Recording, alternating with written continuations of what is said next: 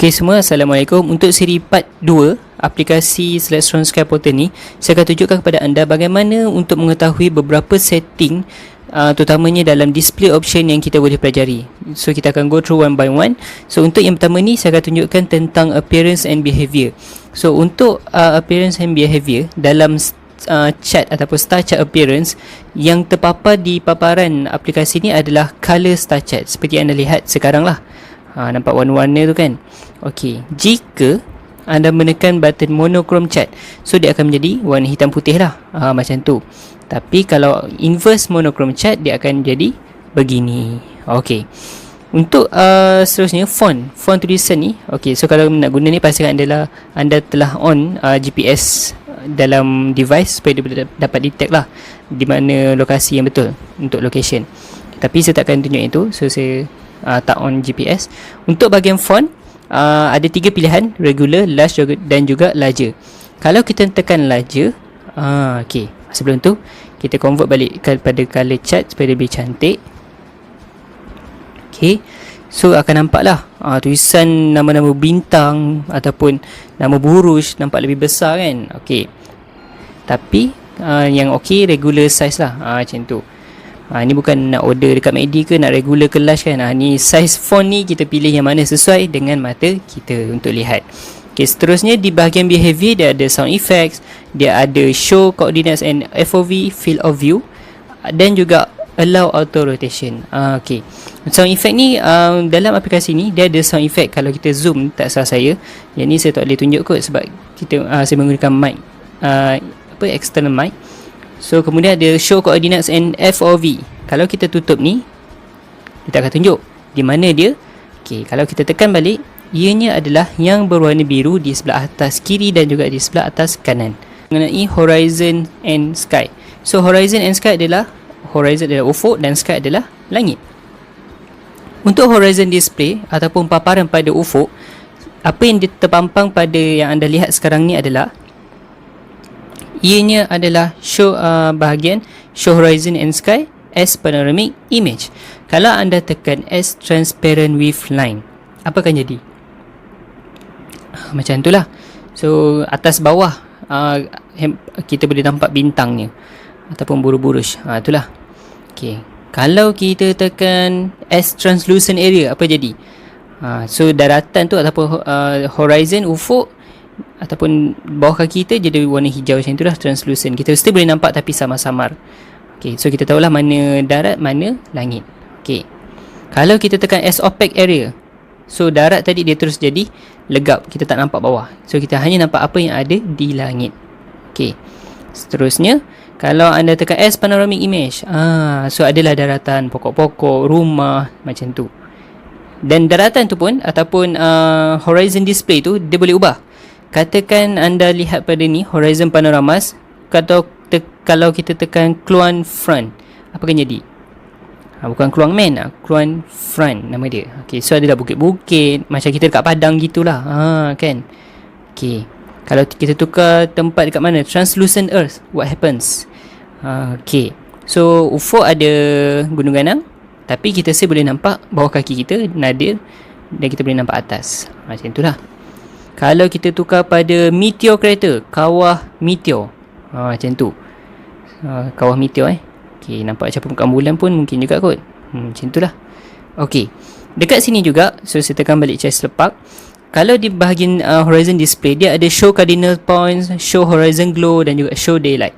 Okay, kalau kita tutup show cardinal points, apa yang tidak ada adalah tunjuk arah mata angin.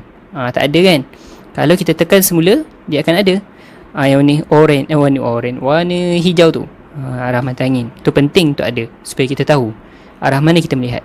Horizon glow, kalau kita tutup, so langit di ufuk akan nampak lebih gelap. Kalau kita tekan, dia akan nampak ada sikit kesan cahaya, kan. Okay, kemudian show daylight, kalau kita tekan, kita akan nampak waktu siang macam ni. Kita tak nampak lah bintang-bintang, buruj-buruj yang lain. Okay, serius pun, dan kenapa semalah waktu siang kita tak boleh nampak. Kalau Venus waktu nak maghrib tu kita boleh nampak. Kalau kita tekan unshow daylight, kita tak nak tunjuk daylight tu, so kita boleh nampak lah objek apa yang ada pada waktu siang, Tapi dengan cara kita tutup kecerahan cahaya matahari tu. So kita nampak lah begitu. Solar system. So solar system ni dia akan menunjukkan planet, bulan dan juga minor body object seperti asteroid, comet dan juga satelit. Okey, untuk bahagian planet and moon display, kalau kita button show planets adalah menunjukkan planet apa yang ada pada waktu ketika kita menggunakan aplikasi ni. Kemudian ada phasesnya, fasa-fasa, bulan ada fasa, planet pun ada fasa. Kemudian surface, permukaan planet tu macam mana kita tandakan. Kalau tidak nanti dia tak tunjukkanlah macam mana permukaan dia. Kemudian nama planet ataupun bulan. Kalau yang tak tanda ni, usually default setting dia adalah seperti ni. Kalau yang tak ada tu macam with grid dia tak tanda. Katakan kalau kita tanda, apa yang kita akan nampak. Okey, contoh kita pergi ke arah planet Venus. Okey, planet Venus. So kita pergi ke situ, kita zoom.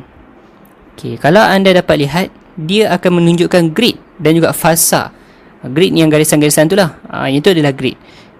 Biasanya dia tak tunjukkan, default settingnya tak ada. So kita tak nampak lah grid tu. Kalau tak ada phase pun nanti kita nampak planet macam tu je. Hakikatnya kalau kita gunakan teleskop, kita nampak planet tu dia sebenarnya fasa sabit. Macam tu. Okay, itu adalah untuk display moon and planet. Seterusnya untuk minor body display, dia tak tick.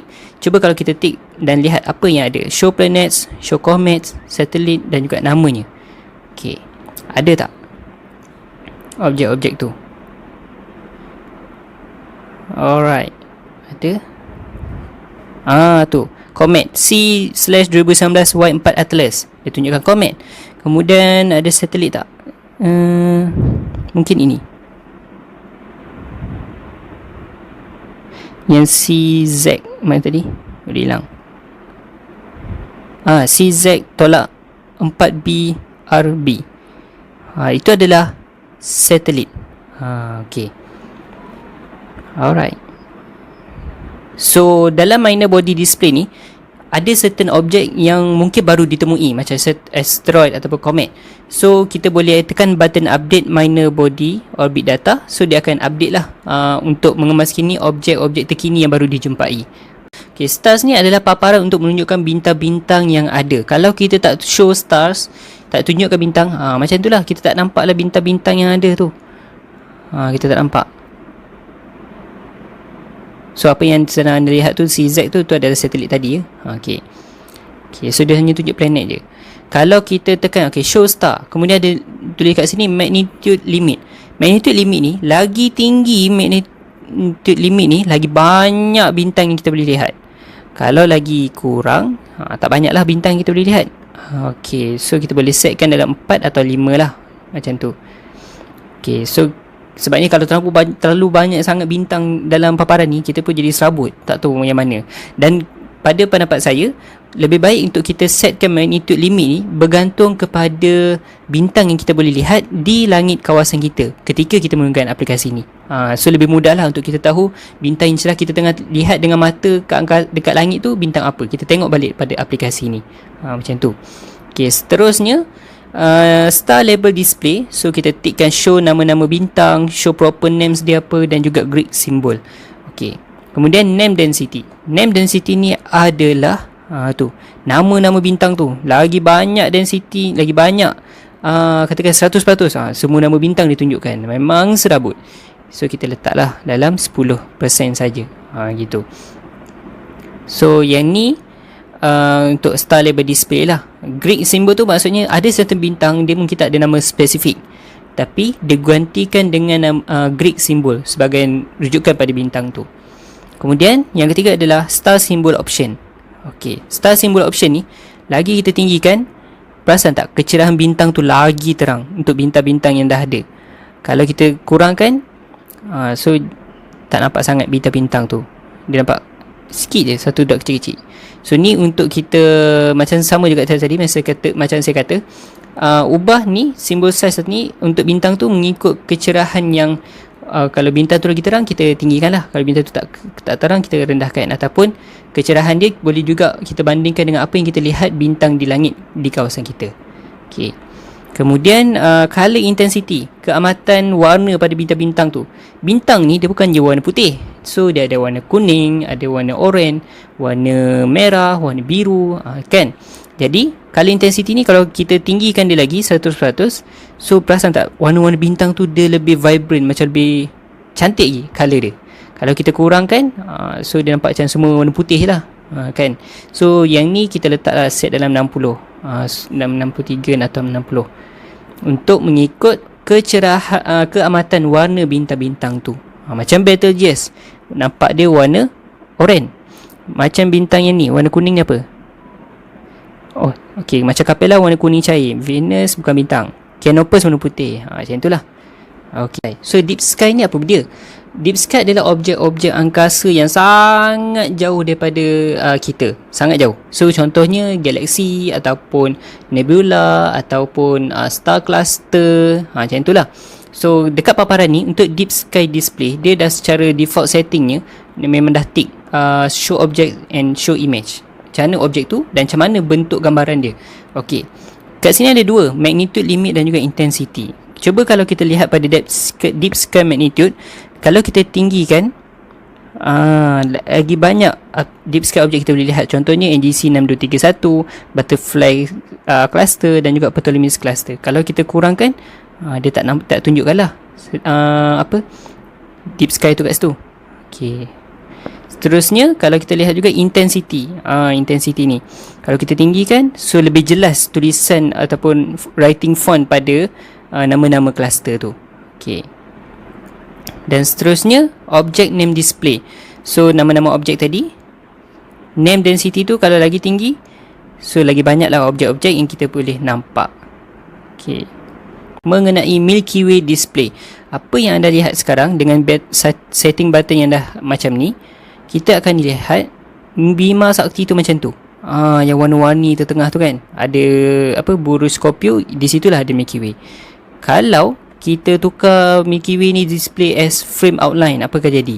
Macam tu lah, dia gantikan gambaran tadi dalam bentuk garisan. Ataupun fill area, dia akan warnakan dengan warna kelabu. Tu adalah Milky Way. Ataupun kalau macam tadi as realistic image, macam tu lah gambaran Milky Way yang sebenar. Okey. Kemudian Milky Way intensity, keamatan dia lagi tinggi lagi cerah, kalau lagi kurang lagi tak cerah. Macam itulah nak tunjukkan gambaran Milky Way tu. Mengenai constellation ataupun buruj-buruj. So di sini dia dah paparkan show constellation, traditional lines dan mystical figures. Okey. Apa yang tak ada? As modern line. So kita lihat tu garis buruj tu lebih banyak sikit lah. Dia lebih kompleks sikit berbanding dengan traditional lines. Kalau kita antiknya, okay, so traditional line adalah seperti yang mana yang kita belajar waktu sekolah dulu lah. Macam tu. Contoh nampak Libra tu kan, dan juga Antares. Okay.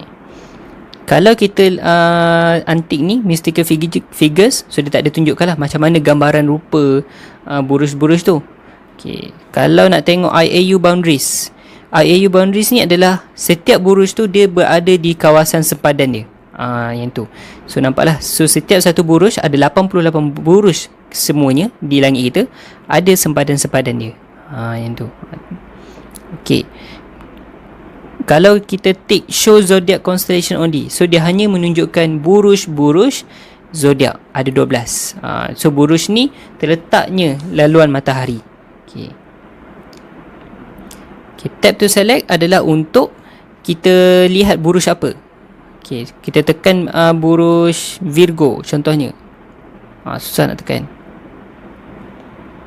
Okay, zoom sikit. Baru dia menyala terang. Tapi kalau kita tekan Libra, boleh tak? Zoom sikit. Okay, baru dapat. So kita tekan dekat bahagian yang tak ada bintang lah. Kalau tidak, dia akan detect bintang. Okay, kalau Scorpius, tekan bintang, dia tekan bintang je, dia terangkan bintang. Kalau kita tekan buruj, baru dia terangkan buruj. Okay. So tap to select. Intensity adalah keamatan buruj tu. Apa yang kita nampak sekarang ni 59%, macam tu lah.